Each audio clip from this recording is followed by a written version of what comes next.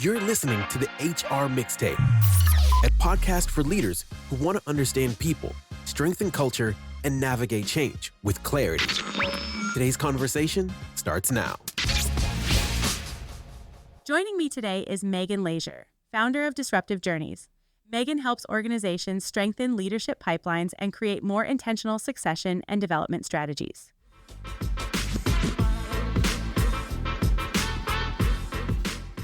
Megan, thank you so much for jumping on the podcast with me today. Thanks for having me, Shari. So I love this topic, and our listeners probably hear me say that a lot on the podcast. But, we're going to talk about succession planning today. And I feel like this is one of those things that always ends up in like a fire drill moment, right? Like, oh my gosh, somebody is leaving and we don't have a plan. What made you kind of more passionate to think about approaching this and helping people, really fix this view of succession planning so it isn't such a fire drill for everybody? Yeah, Shari, I love that question because it absolutely was a moment for me. I was working with a president of a company. She was pregnant. It was high risk, and she could not bring herself to have a conversation about maternity leave plans. Just for basic continuity sort of things. Something that was planned and temporary and, in the grand scheme of succession, certainly a lighter type of take. But that palpable, visible fear on her face of giving up control while she was on maternity leave was kind of everything I needed to know in the moment. And this isn't anything in particular about her, but it's so scary because people are giving up control. They're turning over something that is dear to their hearts, that is dear to their skill sets. It's how they add value. And people get uncomfortable because it's very scary to think about and actively talk about giving up control. And that was kind of my moment where I was just like, this needs to be a normal conversation. Like, the more we talk about it, the less scary it becomes. I love that. And I think there's a designation between succession planning and replacement planning. Why do you think that, I believe that. Why do you think that designation matters though when we're having these conversations? I think that designation is everything. And replacement is who is filling the seat. And it's a very specific chair. Only certain sorts of people with certain backgrounds and skill sets and certifications or whatever can sit in that chair and be successful. But succession planning is about who is on a bench, and we're sharing a bench, and we are collectively the team that is going to jump up, tap out, switch back and forth. Think of a basketball game. Collectively, we're the ones getting it done, and who's on the bench is taking that organization into the future. So for me, there's some interchangeability. So somebody who has a line position switches out and does a role in finance for a little while, or in HR or another shared services for a while. Those type of roles where you're giving someone different like lateral assignments because maybe there's COO potential, those kind of people. That's succession planning to me. It is about that bench that core team blends out their skill sets, balances each other out in each moment to take that organization into future success. The basketball bench analogy is so good because it takes you out of that mindset of succession planning lives on a spreadsheet Mhm. or it lives in a system. And we need systems for that kind of stuff. Obviously, a huge proponent of systems when it comes to succession planning. But that analogy of thinking about it differently is really developing those different skills so you can have people Mhm. that can step in and do different things. And that aligns with, all the conversations we're having right now in the industry around skills-based hiring and skills development and that kind of stuff. So, how do we really change our mindset around this? And I guess I'll ask this question in two different ways or with two caveats is often I have seen succession planning be directly linked to your hypos, right? And it's usually specifically related to people in higher level leadership positions. So we're only going to do succession planning for VPs and above or directors and above. I think that potentially can miss the mark of what true succession planning can look like. What's your perspective on that? Yeah, I think when organizations take like the VP and above approach or a C-2 or however, whatever they call it, they're inherently saying that these are the important jobs. These are the jobs that we should be caring about, the continuity, the success, the future, all those sorts of things. And these are the critical jobs. I think that's what they're inherently saying by drawing a line. And in organizations it's easier to draw a line and communicate, here's the line. If you're above, you're in. If you're below, you're not part of the process. There is a simplicity to execution in that.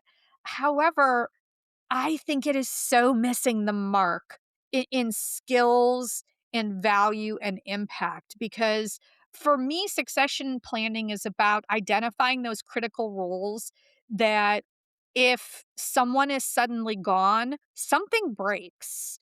Value is not delivered. Shareholders do not receive their value. Internal and external customers don't get what they have paid and signed up for. There is something inherently that breaks and is not delivered when those roles no longer exist. So, if you think, for an example, of healthcare, you would have your critical, medicine leaders, nursing leaders, different type of clinicians. But what about new business development? That is a position that standardly in, whatever you might call it or however it's framed in a healthcare system, that would probably not be the type of role to automatically be targeted for succession planning.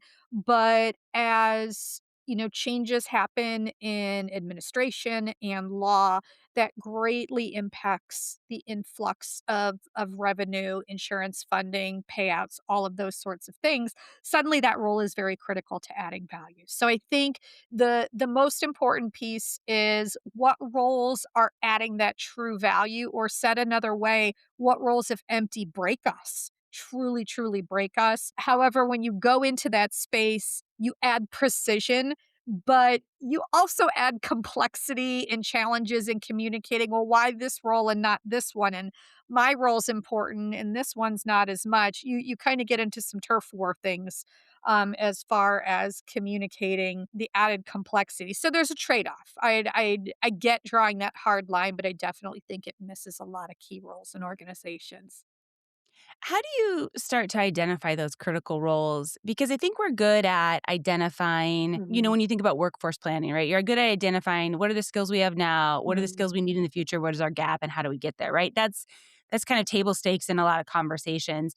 We aren't having the conversation though about maybe who knows where all the skeletons are buried. And if we lose that person, what's going to happen? Or, Yes. maybe this one person has a very specific role that while they might not be a high paying, compensated leadership role, they're so critical to our organization.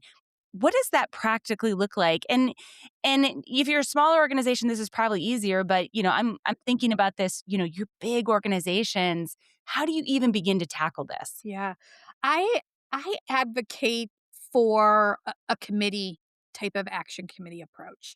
And so quite often in succession planning, it's done very siloed and very vertical, where the incumbent is asked, who's your backup? 1, 2, and 3. Okay, we're good. It's on paper. We're done. Right.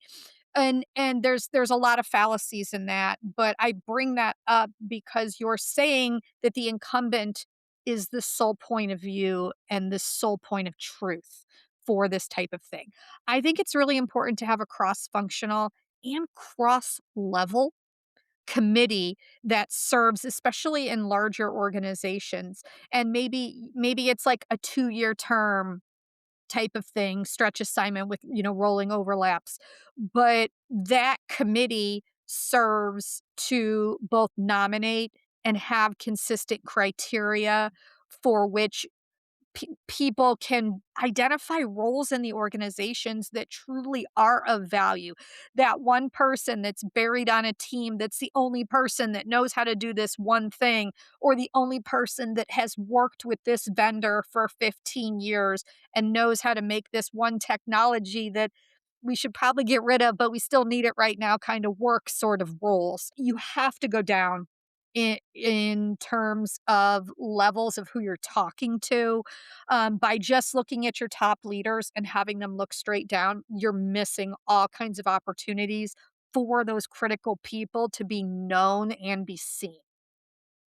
And involving peers in that committee, such a good call out because we've talked about this before when it comes to things like recognition, right? Like that view of top down recognition, it feels good, but it doesn't necessarily feel as good as getting that recognition from that peer who knows, maybe they've gotten the team's message on the side about your frustration or you're balancing your life and it has a different perspective. And often, your peers know who's actually showing up and who's playing the game, right? Those are different things. Who's doing the work. How have you coached leaders to maybe take a step back from, like you said at the very beginning, and I don't mean this in a bad way, but like ego, secrecy, Mhm. turf wars, that kind of stuff? Because I think that probably comes from a good place of high ownership, Mhm. but we have to let some of that go to have those talent conversations. Yeah, there's so many things that come to mind here. The number one thing for me is to prescribe common language for how we talk about it and make sure that whatever approach we have, we're talking about it regularly in a way that helps make it less scary. So, there's an aspect of succession planning that I feel like almost gets into morbidity. Like we don't want to talk about it because it means we're gone, and that's not the case. And so how we give common language to it, how we say, what does each conversation look like? I know in most organizations, it's just, hey, look at your bench. Is it still the same people? Great. Check the box. We're good. We did our quarterly update. Like, no, I think a conversation should include, hey, where are all the files for the 5 biggest things I do in my job? Who are the key vendors for the 10 most important things I do in my job? Who are the contacts internally and externally that are partners, stakeholders, whomever, for the biggest aspects of my job? Those could be really healthy, regular, informative conversations that a whole team could honestly be a part of, but inherently it could be helping with even emergency succession. Like, where's my files? Who's my people?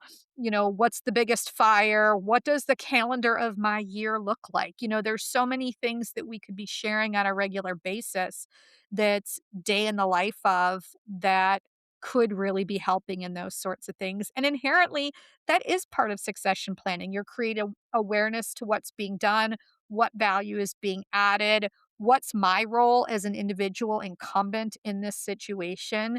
And it's also, squashing maybe some curiosities or some mysteries about jobs too. Those are really important parts of succession, and they can be very normal conversations that don't have to have this scary replacement successor kind of label to it.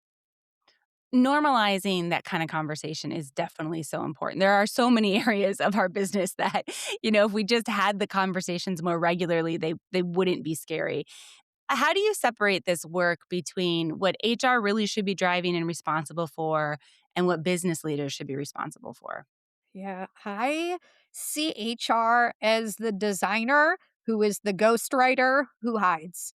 And I'm not advocating we don't, have pride for the work we're doing, but leaders 100% have to own this. They have to be the face of it. They have to be the speaker of it. And I don't care if HR built the best thing ever. Leaders have to be the ones doing all the talking and let HR take the back seat to be the SMEs when the leaders have the questions. And maybe the operational meetings behind the scenes involve HR, helping, to move the approaches forward, in a consistent and quality driven manner. But it 100% has to be those leaders. They own developing the people, they own moving the business forward. Everything falls on them in terms of the delivery of the work for themselves and their teams. It has to be them who owns it. Yeah, that makes a lot of sense. How do you work with an employee who maybe you've identified, Mhm. right? Like, hey, I think that they are my natural successor. They might be your right-hand person. But then when you go and talk to them, they're like, "Nah, fam, I'm good. I I'd rather not." Like, because that happens, So what do Yeah. you do in that moment? Yeah. First of all, I'm going to be happy in that moment because I asked the question of the person, because I think that's one of the biggest failures in modern day succession planning is that we don't bother to ask the successor, "Hey, do you want my job someday?" So first of all, I'm going to be proud of myself that I asked the question, and then I'm going to say, "What do you want to do?" And if that person says, "I'm really happy doing exactly this, and I want to be awesome at doing exactly this," then we talk about how to make that happen and what a career would look like in that regard. If they want to learn something different, I would want to help them open up that door. Maybe it's an introduction to something else they might be able to do, someone they could meet, something they could learn. But I see myself as a leader helping to open up that door. Well, and it gives you the opportunity also to have a conversation with that employee about preparing somebody else for that role Yes. because you've identified them and say, "Hey, the way you show up, the way you do the work, your skill set that you have is what we think is needed. We don't see anybody else but you right now." So, Mhm. I think it could be a very eye-opening conversation, but Yeah. also maybe even giving that person that kind of training development responsibility would feel very fulfilling for them. Maybe Yeah. it wouldn't, right? That's also a possibility, but you don't know. Yeah, and it's really interesting because I see a situation of an emergency successor and a full placement successor as two different decisions, which may or may not be the same person. So Yeah. maybe that person I'm talking to in that moment, if something happened to me, maybe they would willing to step in, keep the ship moving as an emergency, but they're like, no, this isn't my long term jam. I'll help you. I'll help you cover the gap. But beyond that, no, I'm not it. So I'm hearing two great pieces of information. One, if I get hit by a bus tomorrow, our work continues to move forward. I've got that person. They said they're willing to do it.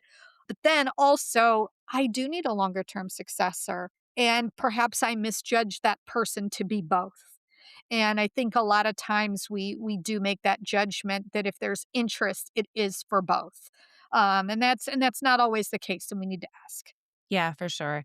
How do we keep this process fair and equitable and not introduce bias to it? And I don't even mean that from a perspective of we're doing it intentionally, right? There's halo bias, there's recency Sure. bias, there's things that are just human nature bias that, we just have to be aware of. How can we try to develop this as HR is kind of building the program, right? The framework to pull some of that out or to put guardrails in place for it? Yeah. I mentioned earlier about a committee-based approach, cross-functional, different levels. And by approaching it with that point of view, you're inherently going to have a ton of people who have no idea who these potential successors are, which honestly, I think adds a lot of beauty and objectivity to it. So when we're taking a look at data, those individuals who don't know these people can look at that data without personal bias opinions. They're literally just looking at a profile of data.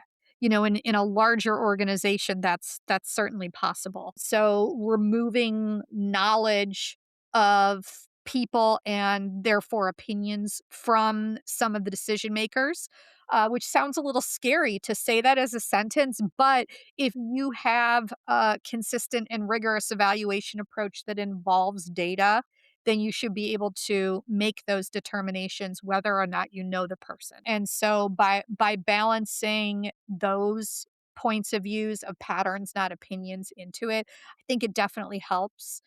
having that consistent approach in regards to here's how we have the conversations, here's what we talk about, here's what we get into versus the don't go here list. Having all of that information laid out and ensuring that our leaders who are having those conversations are trained to all of that can certainly work to minimize the impact of biases as much as possible. Yeah, that makes a lot of sense. As we wrap up our conversation, what's one question that you think those that are in leadership positions listening right now can go back and ask their teams this week to start this process of thinking about maybe succession planning a little bit differently than they have before? I think a leader could go to their team and say, who do we quietly rely on all the time?